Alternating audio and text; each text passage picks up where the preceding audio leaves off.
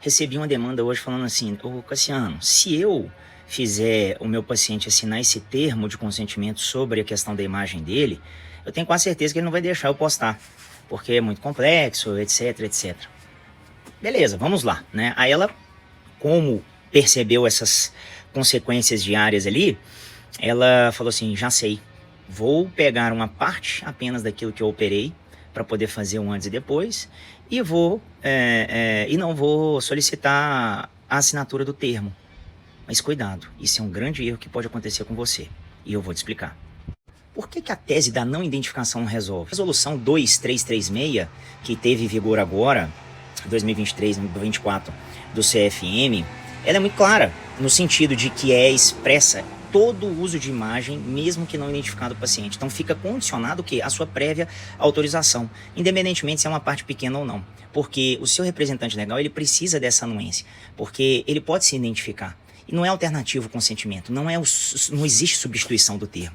Além disso, a norma ela exige o quê? Que o paciente autorize previamente o uso de sua imagem. Então tem que estar escrito em um documento, mesmo após ser informado essa finalidade, porque existem impactos que podem ocorrer, né? Então, caso concreto, não valendo para usos genéricos ou futuros, a gente precisa ter o termo de consentimento que seja permanente, tá? Ele é indispensável para garantir o anonimato e a privacidade do paciente, porque qualquer tipo de manipulação ou melhoramento da imagem, isso também pode percorrer em um problema jurídico.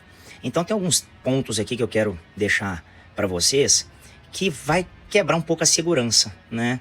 E aí é sobre a própria paciente se auto-identificar. Olha só, o sigilo do direito de imagem é dela e o dever de proteção ela é independente de terceiros, reconhecer ou não. Então a médica, sabendo disso, que o olho é dela, não pode, né, explorar isso comercialmente. O segundo ponto, pessoal, é a identificação indireta, que ela é possível, porque a região, por exemplo, que ela queria dos olhos, né, sobretudo nesse contexto, o paciente fez o quê? Um procedimento naquele determinado lugar e ele permite vincular a imagem à pessoa. Então não dá para saber que é ela, não se sustenta, né? O terceiro ponto é: dado da saúde é dado sensível.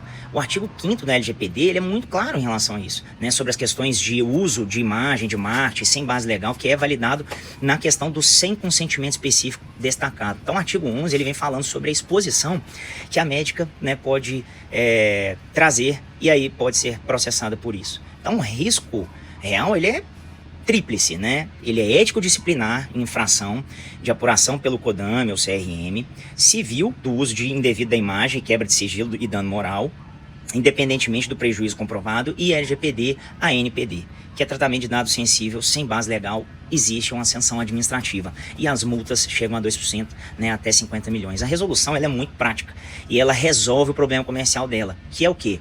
Fazer legítimo o termo para que o paciente assine, tá?